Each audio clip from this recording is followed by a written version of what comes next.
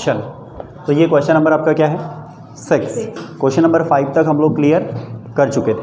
Question number 6 में क्या बेटा, the roots of the equation ax² + bx + = 0, इसके रूट्स क्या होते हैं आपको ये बताना है।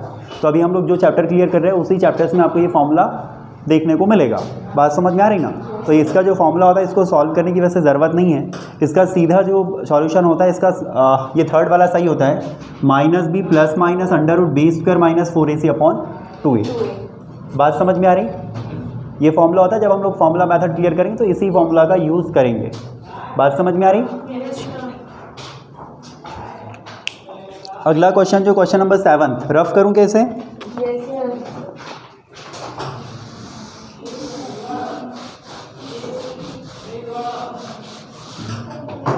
क्वेश्चन नंबर जो 7 है बेटा,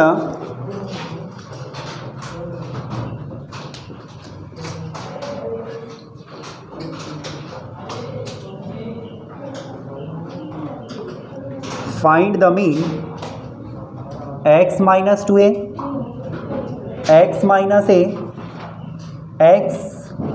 x + a and x + 2a।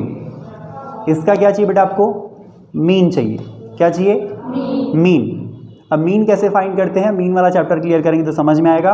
अभी फिलहाल देखो इसका मीन कैसे फाइंड करते हैं। कैसे फाइंड करेंगे? मीन का एक फॉर्मूला होता है कि ऊपर जितनी भी टर्म्स दी होती है ना बेटा, इन सब का आपको क्या करना होता है? सम करना होता है। क्या करना होता है? सम करना होता है। और जितनी टर्म्स दी होती है उससे आपको क्या कर देना होता है? डिवाइड कर देना होता है। बात समझ में आ रही? तो मीन हम लोग कैसे फाइंड कर लेंगे बेटा? इसका मीन इक्वल्स टू, मैंने क्या कहा कि सारी टर्म्स को सम करना है। तो सम करना it means x - 2a, sum मतलब plus, sum it means plus. तो ये हो जाएगा बेटा आपका x - a plus x + a और प्लस x + 2a। बात समझ में आई क्या बेटा? और कितनी टर्म से बेटा? First, second, third, fourth, fifth. कितनी टर्म हुई? 5 टर्म। तो किससे डिवाइड कर दे इसको? 5 से। अच्छा, इसके ऑप्शन नहीं लिखे क्या हम लोगों ने? ऑप्शन देख लो बेटा। इसके ऑप्शन क्या है? ऑप्शन है x, सेकंड ऑप्शन है बेटा इसका 5x, थर्ड ऑप्शन है इसका a और फोर्थ ऑप्शन है बेटा इसका it is not possible to find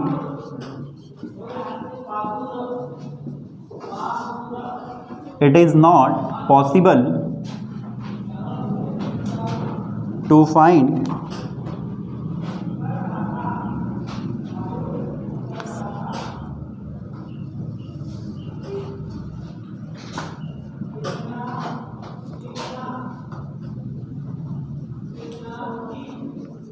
ये 4 ऑप्शन आपके पास में है। बात समझ में आई क्या? देखो कैसे सिंप्लीफाई करें। ये देखो, ये -2a है और ये +2a है, तो -2a से +2a कैंसिल हो गया। ये -a है आपके पास और ये +a है, तो इससे ये भी कैंसिल हो गया। आई बात समझ? क्या क्या वैल्यू बची बेटा आपके पास? x, ये और बस कितना x बचे बेटा? 1 2 3 4 5। कितना x बचे?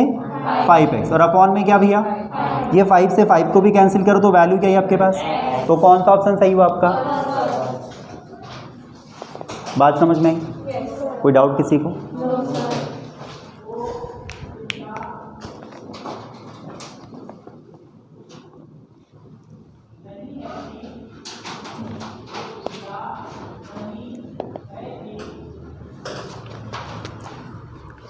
क्वेश्चन नंबर 8 बेटा है ना। मैं पहले क्वेश्चन राइट कर लेता हूँ, देन उसके बाद सॉल्यूशन बताता हूँ आपको।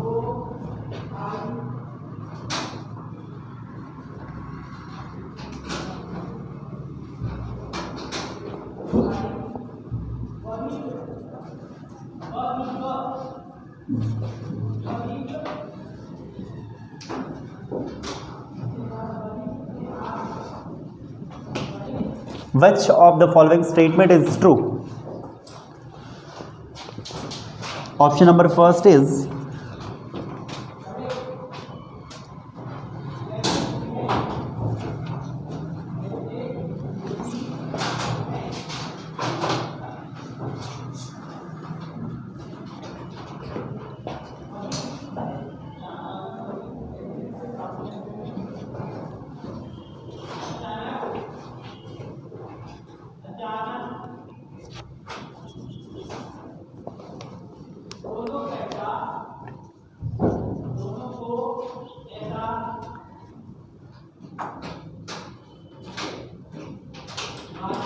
every rational number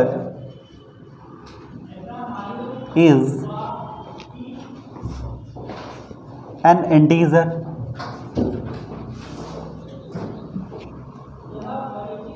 एंड जो थर्ड ऑप्शन है बेटा आपका, this is every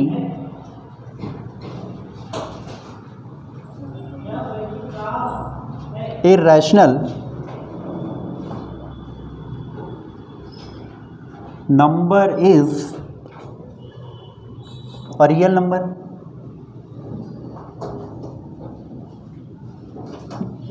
And last option is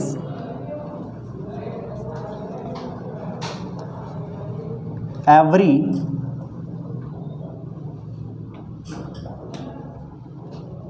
real number is an irrational number.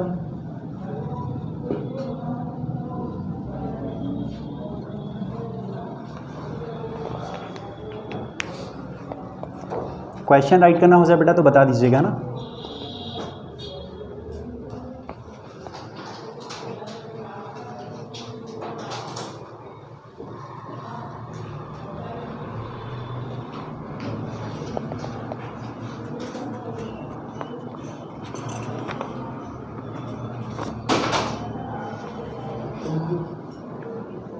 Complete बेटा? चल देखो जरा, इसे रफ कर दूं क्या?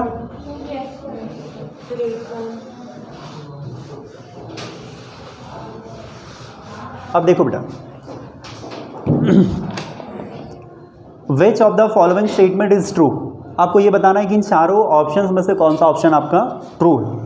पहला ऑप्शन जो बेटा आपको all integer are whole numbers, तो सबसे पहले आपको क्या समझ में आना चाहिए कि इंटीजर्स क्या होते हैं, होल नंबर क्या होता है, नेचुरल नंबर क्या होता है, रैशनल नंबर क्या होता है, इरैशनल नंबर क्या होता है।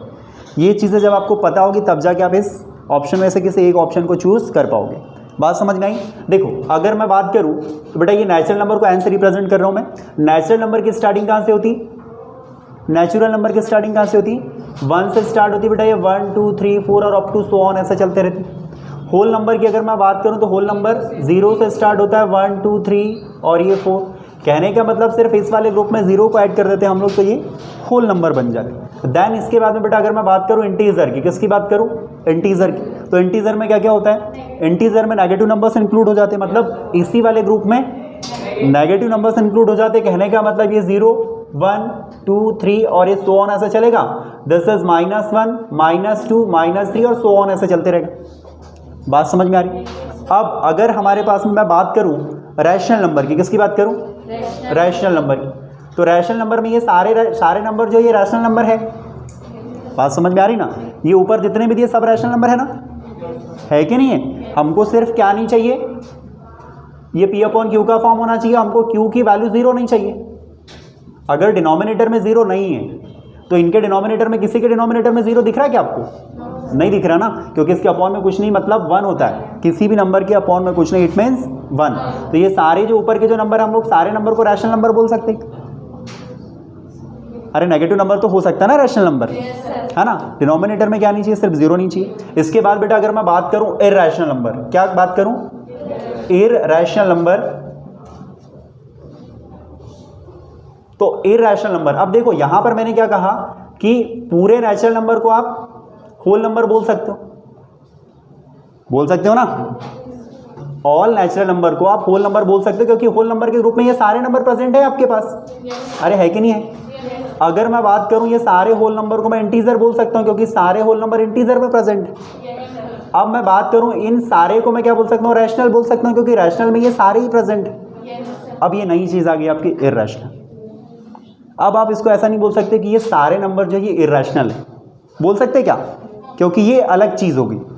आई बात समझ में? तो मेरा सिर्फ इसको समझाने का मतलब ये हुआ कि भैया ये जो नेचुरल नंबर है ना, इस वाले ग्रुप को आप बोल सकते हो पूरा का पूरा होल नंबर है, क्योंकि ये पूरी नेचुरल नंबर होल नंबर के ग्रुप में दिखाई दे रही है आपको। और इस पूरे को मैं क्या बोल सकता हूँ कि भैया ये क्या आपका इंटीजर है, क्योंकि इस इंटीजर के ग्रुप में आपको ये नेचुरल नंबर भी दिखाई दे रहा है और होल नंबर भी दिखाई दे रहा है। बात समझ में आ रही? और इस पूरे ग्रुप को मैं क्या बोल सकता हूँ बेटा? इसको मैं रैशनल बोल सकता हूँ, क्योंकि रैशनल में आपके ये सारे नंबर आ जाएंगे ऊपर के जितने भी।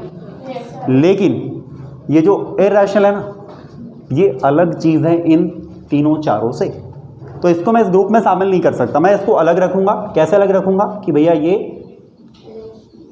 इरेशनल का ग्रुप अलग है, और अगर मैं ये सारे नंबर और रैशनल इरेशनल को मिला दूं, कुछ ऐसा अगर मैं कर दूं, तो इसको आप क्या बोल सकते हो?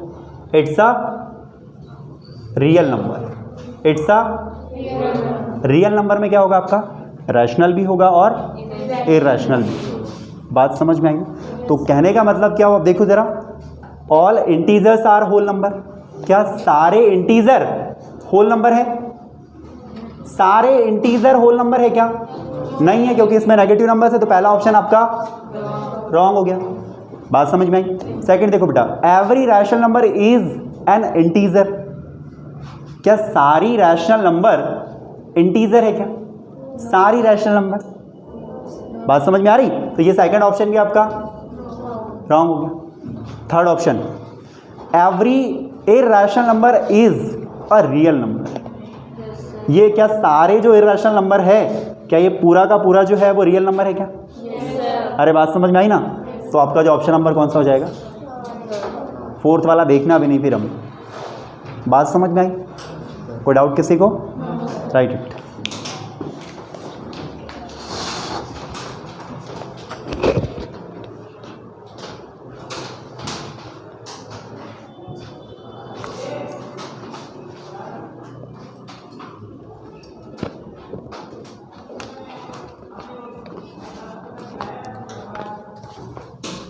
Question number 9,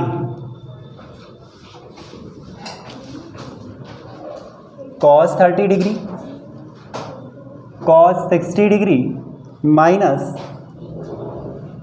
sign 30 degree and sine 60 degree, और इसकी क्या बताना है बेटा? आपको फाइनली वैल्यू बताना है। बात समझ में आई? तो ऑप्शन देखो बेटा, इसका फर्स्ट ऑप्शन जो है वो 2 है,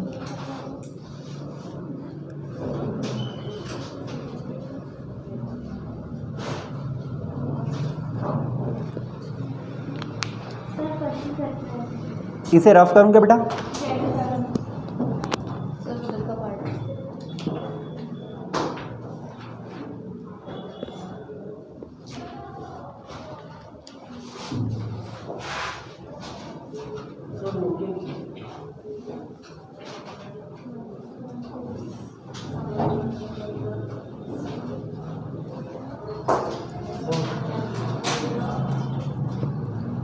करे बेटा, रफ करे।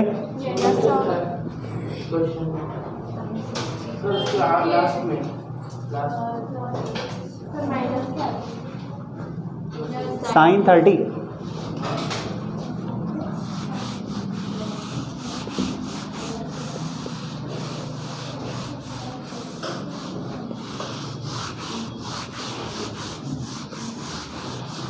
देखो बेटा जरा, क्वेश्चन राइट कर लिया, सॉल्यूशन देखो जरा। अब ये जो क्वेश्चन है बेटा, ट्रिगो का क्वेश्चन है, ट्रिग्नोमेट्री का। अभी हम लोग क्लियर करेंगे तो समझ में आएगा। आपको वैल्यूज़ पता होना चाहिए। यहाँ पर क्या पता होना चाहिए? वैल्यूज। cos 30 की मैं बात करूँ, यहाँ पर वैल्यू पुट करो। cos 30 की वैल्यू कितनी होती? √3/2। आई बात समझ? cos 60 की वैल्यू कितनी होती बेटा? 1/2। साइन 30 की वैल्यू कितनी होती बेटा? 1/2। और साइन 60 की वैल्यू कितनी होती बेटा? √3/। आई बात समझ? तो ये हो जाएगा बेटा √3/4, और ये कितना हो जाएगा? √3/4। तो भैया ये प्लस √3/4 और माइनस √3/4, तो ये कितना हो गया आपका? 0। तो ऑप्शन कौन सा सही हुआ आपका? बात समझ में आई क्या?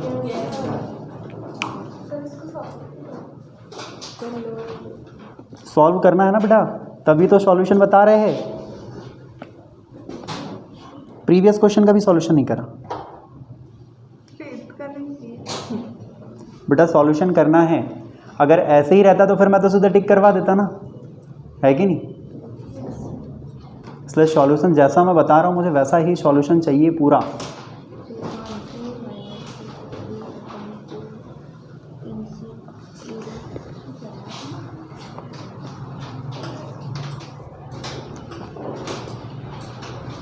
क्वेश्चन रफ करेंगे बेटा।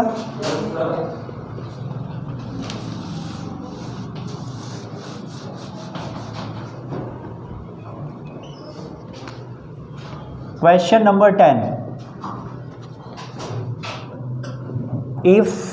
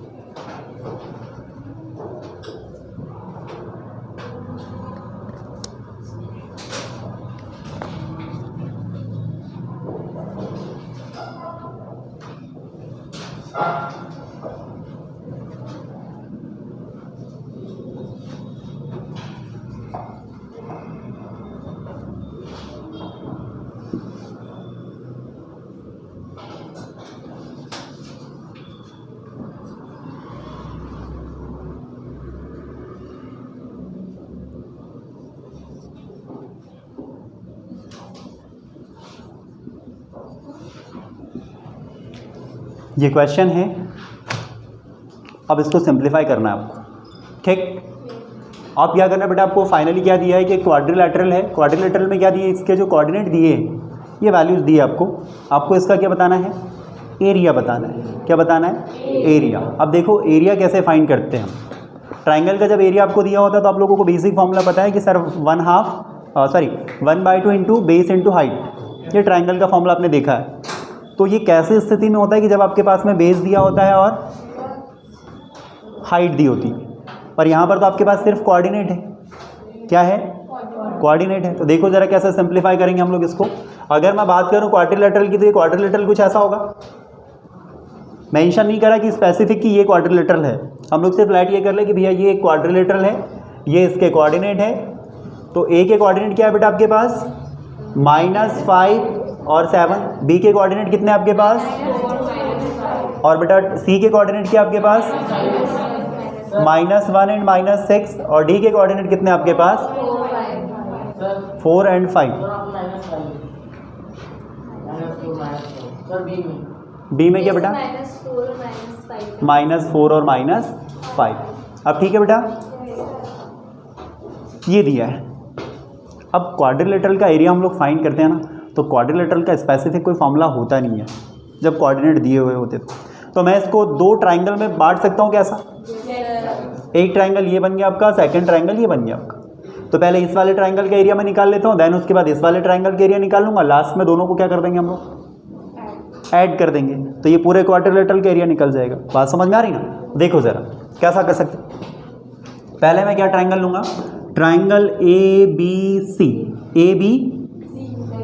ABD ले लूँ पहले। ABC ले ही नहीं सकता ना, क्योंकि ट्राइंगल आपका क्या बन रहा, AB और ये D, ये ट्राइंगल ले लिया हम। आई बात समझ में। तो बेटा देखो ज़रा, अगर मैं बात करूँ तो A के कोऑर्डिनेट क्या क्या आपके पास, -5 और 7। B के कोऑर्डिनेट क्या आपके पास, -4 और -7, और D के कोऑर्डिनेट कितने बेटा,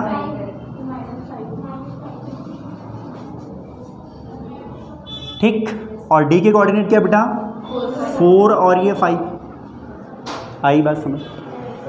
अब देखो ये वाली वैल्यू जो होती है बेटा x1 की होती है, ये y1 की होती है, ये x2 की होती है, ये y2 की होती है, ये x3 की होती है और ये y3 की होती है।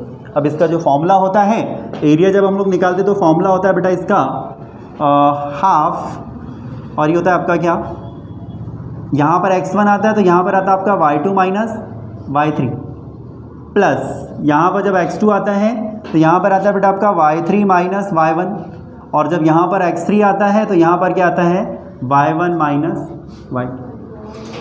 ये फॉर्मूला जब हम लोग आगे क्वेश्चन करेंगे ना तो समझ में आएगा।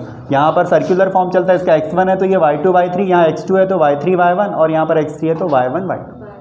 ये समझ में आ रहा है, y2 y3, y3 y1 और y1 y2। बात समझ में आई? वैल्यू पुट कर दो यहाँ पर, बहुत बड़ा क्वेश्चन नहीं है ना। x1 की वैल्यू कितनी है आपके पास, -5, y2 की वैल्यू कितनी बेटा, -5, और y3 की कितनी बेटा 5। आई बात समझ में? और ये प्लस x2 कितना आपके पास माइनस, तो यहाँ पर मैं माइनस ही कर देता हूँ फिर इसको, है ना। और y3 कितना है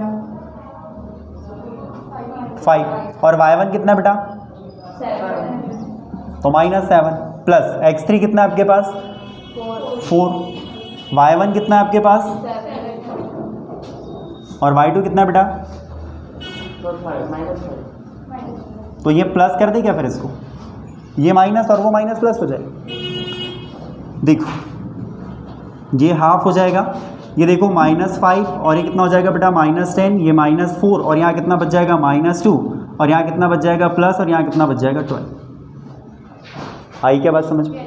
आगे सिंप्लीफाई करो इसको, तो ये हो जाएगा बेटा 1/2, ये कितना हो जाएगा 50, और माइनस माइनस प्लस भी हो जाएगा।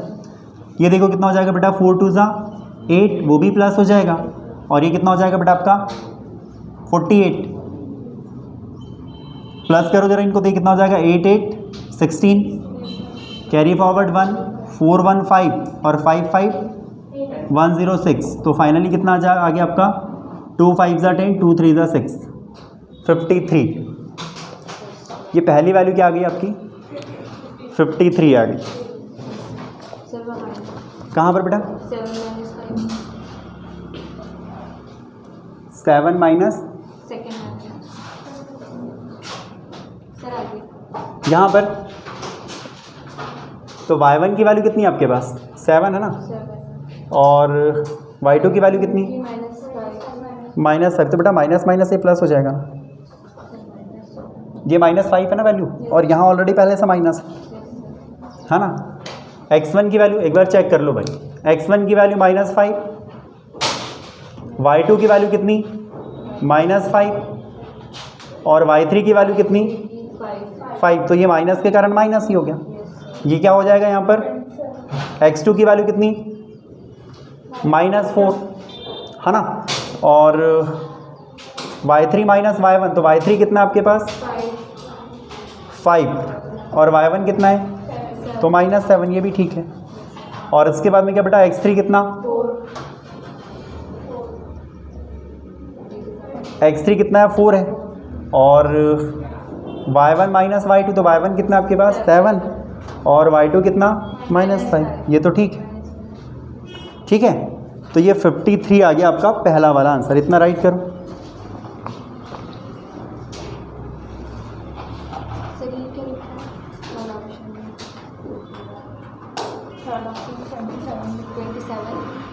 हाँ 27।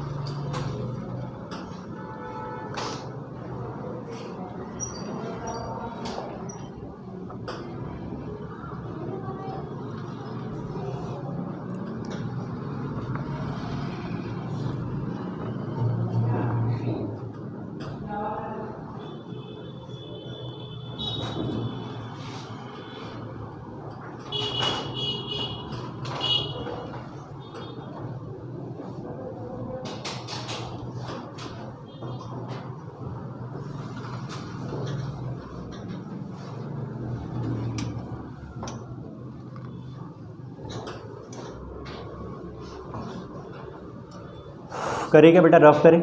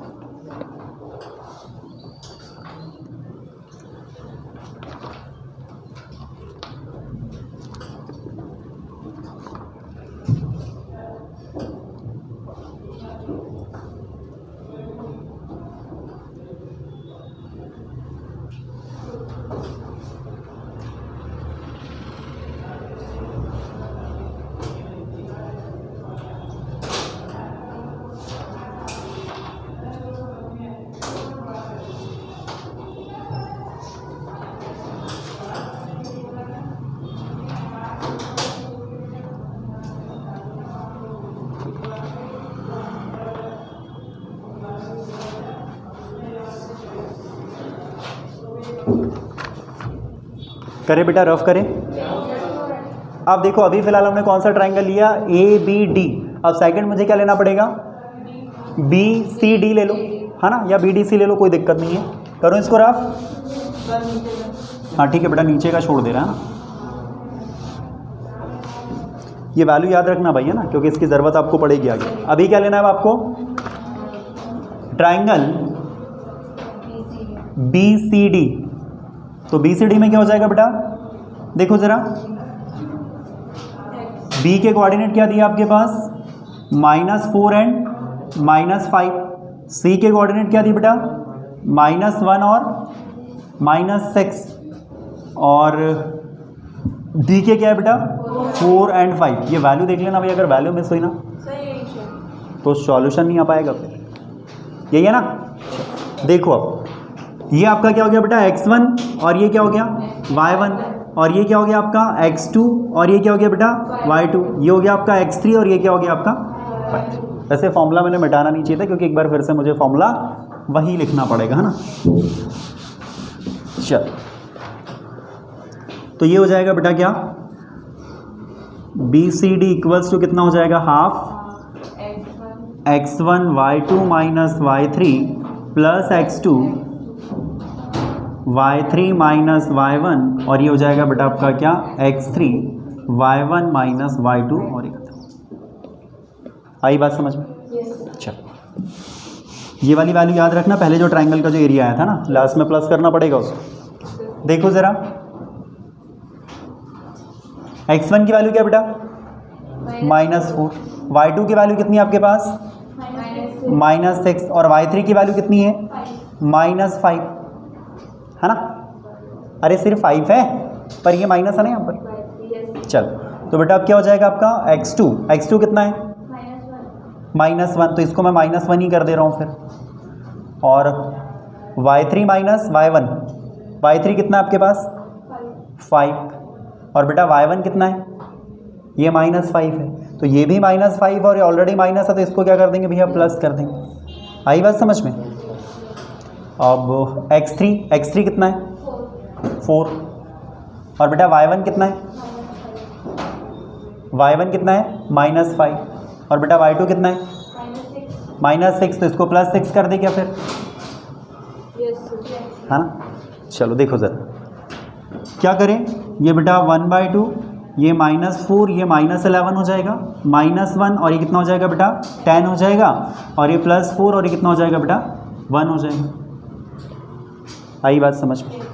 आगे सिंप्लीफाई करो तो ये हो जाएगा बेटा हाफ, ये कितना हो जाएगा, 44 प्लस का हो जाएगा, ये -10 हो जाएगा, और ये +4 हो जाएगा। आई बात समझ में? आगे क्या करेंगे बेटा, ये हाफ हो जाएगा, ये 44, और ये कितना हो जाएगा आपका 48, और -10। आई बात समझ में? और अब क्या बचेगा बेटा आपके पास, 48 में से इसको माइनस करो तो ये हाफ एज इट इज़, और ये कितना बच जाएगा बेटा 8, और ये कितना, आई बात समझ। तो भैया इसको कैंसिल करो, 2 1 ज़ा 2 और 2 9 ज़ा 18। आई बात समझ में? तो ये कितना हो गया आपका 19 आ गया, और इधर कितना आया था 53 आया था। तो दोनों को हमने क्या करना पड़ेगा भैया, प्लस करना पड़ेगा। तो आंसर कितना हो जाएगा भैया 9 3 12, और ये कितना हो जाएगा 6 1 7। तो कौन सा ऑप्शन सही हुआ फिर आपका? ये बहुत लेंथी क्वेश्चन है, बहुत बड़ा क्वेश्चन है, पर सिंप्लीफाई तो करना पड़ेगा। बात समझ में आई ना?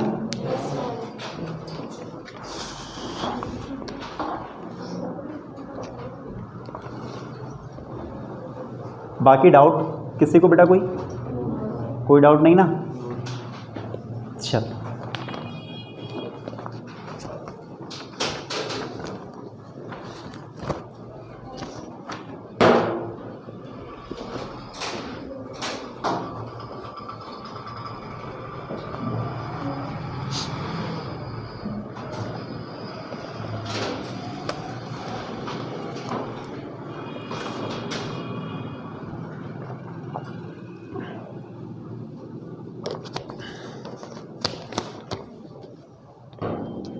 बेटा क्वेश्चन रफ करूं?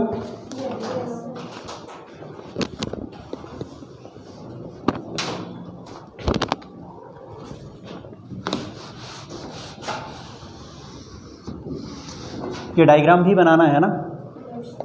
विदाउट डायग्राम आपको समझ में नहीं आएगा, डायग्राम बनाना है।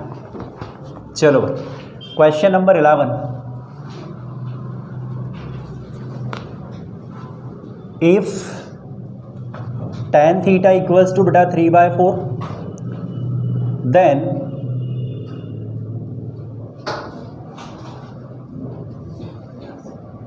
cot theta equals to question mark।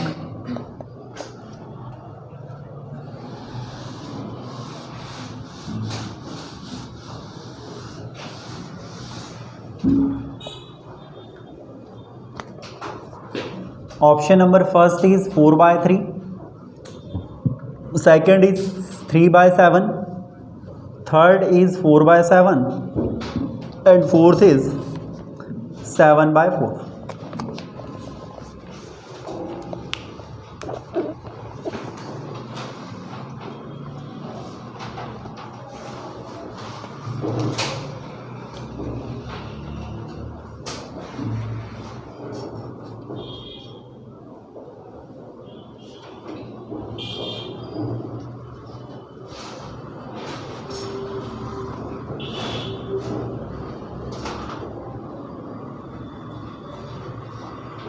करेंगे बेटा, रफ करें।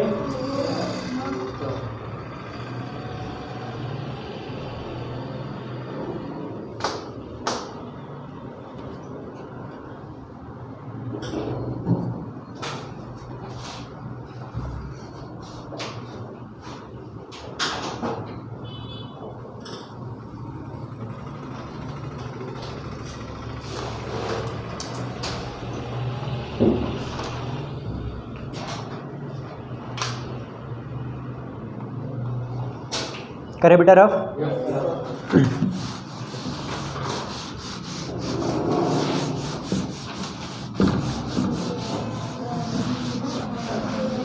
अब देखो बेटा ज़रा सॉल्यूशन देखो ज़रा, क्या है आपके पास tan theta equals to 3/4, then cot theta equals to आपको वैल्यू बतानी है। ठीक, अब ये ट्रिगो में क्या होते हैं, बहुत सारे कॉन्सेप्ट होते हैं। जब ट्रिग्नोमेट्री हम लोग क्लियर करेंगे तो फिर देखेंगे। अभी फिलहाल आपको ये बता दूं मैं कि भैया जो tan थीटा होता है वो cot थीटा का क्या होता है, रेसिप्रोकल होता है। क्या होता है, रेसिप्रोकल। कि tan थीटा इक्वल्स टू हम लोग क्या लिख सकते हैं, 1/cot थीटा। रेसिप्रोकल का मतलब यही होता है। अरे बात समझ में आ रही ना? ठीक, तो क्या कर सकते हैं हम लोग, अब tan थीटा की वैल्यू आपके पास कितनी दी है, 3/4 गिवन है, और इक्वल्स टू कितना आपके पास 1/cot थीटा है। फाइनली आपको क्या चाहिए, cot थीटा चाहिए। तो cot थीटा चाहिए तो मैं क्या करूँगा, इसको ऊपर ले जा लूँगा और इसको नीचे ले आऊँगा, तो cot थीटा ऊपर चले जाएगा।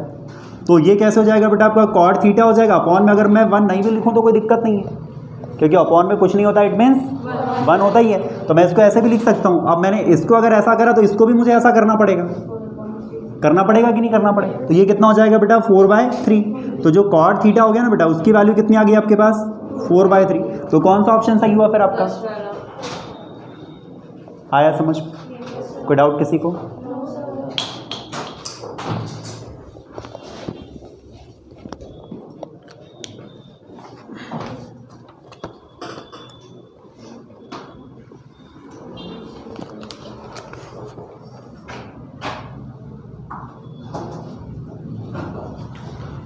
Question number 12,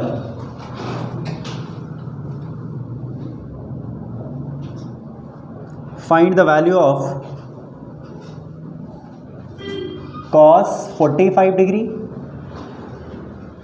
and sine 30 degree. Option है बेटा इसके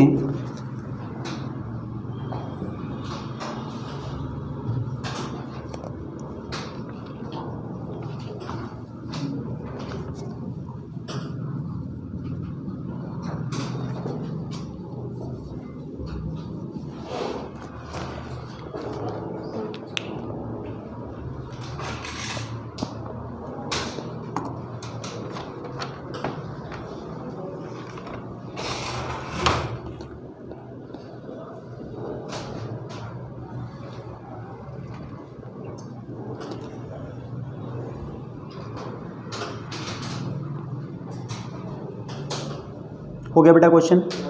पहले सॉल्यूशन समझ लो इसका, ठीक। देखो आपके पास वैल्यू क्या है, cos 45 इंटू साइन 30, और इसकी वैल्यू आपको बताना है। तो क्या हो जाएगा बेटा आपका, ये हो जाएगा आपका cos 45 डिग्री और क्या हो जाएगा इंटू साइन 30 डिग्री। अब आपको यहाँ पर वैल्यू पता होना चाहिए, वैल्यू पता होगी तभी सिंप्लीफाई कर पाओगे। तो बेटा cos 45 की वैल्यू कितनी होती, ये होती 1/√2, वेरी गुड। और साइन 30 की वैल्यू कितनी बेटा, साइन 30 की वैल्यू 1/2।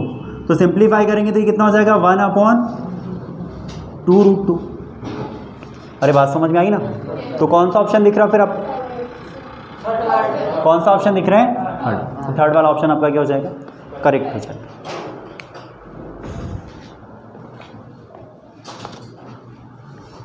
ये वाला क्वेश्चन रफ करूंगा बेटा।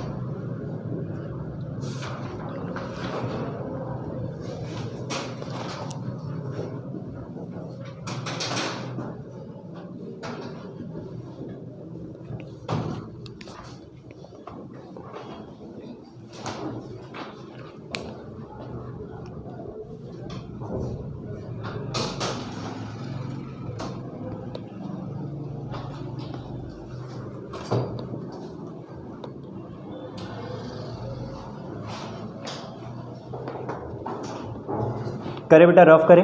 Yes sir. चल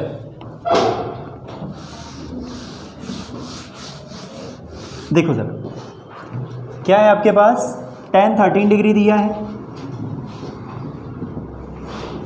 ना, और फाइनली आपको इसकी वैल्यू बताना है कि किसके इक्वल होगा, ठीक। अब इसमें क्या होता है, 90 माइनस थीटा के फॉर्मूले चलते हैं, 90 प्लस थीटा के फॉर्मूले चलते हैं। जिन्हें ट्रिगो क्लियर करा होगा उन्हें पता होगा, और जिन्हें नहीं पता होगा तो हम लोग क्लियर करेंगे फिर, है कि नहीं। चल तो tan 13 को मैं क्या लिख सकता हूँ बेटा, 90 के फॉर्म में अगर मैं लिखूँ इसको तो 90 माइनस 77 कर सकता हूँ, क्योंकि 90 में से 77 को माइनस करूँगा तो वापस रिटर्न मुझे इतना ही मिलेगा, मिलेगा कि नहीं मिलेगा। इसका मतलब यही हुआ ना, अरे ठीक है ना। और साइन ये बेटा बन गया आपका क्या, 90 माइनस थीटा। तो आपको ये पता होना चाहिए sine 90 minus theta equals to कितना होता, क्या होता बेटा, इट्स अ कॉस थीटा। अरे सॉरी, tan का चाहिए ना हमको, किसका चाहिए, क्योंकि ये हमारा फॉर्म tan का फॉर्म है, तो tan किस में कन्वर्ट होता है, कॉट में कन्वर्ट होता है। तो ये कितना हो जाएगा बेटा, कॉट थीटा। तो इसको मैं कैसा लिख सकता हूँ, कॉट और थीटा की जगह पर कितना, यहाँ पर थीटा की जगह पर 77 है ना, तो कॉट 77 डिग्री। और कौन सा ऑप्शन दिख रहा भैया आपको, कौन सा ऑप्शन दिख रहा भैया, अरे समझ में आया।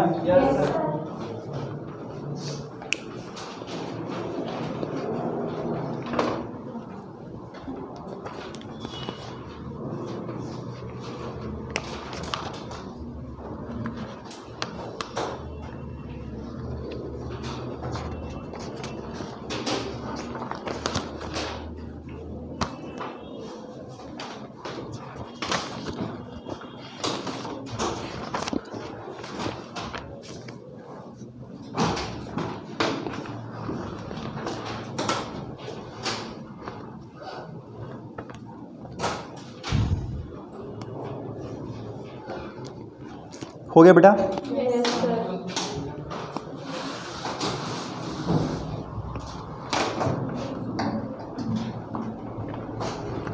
Question number 14।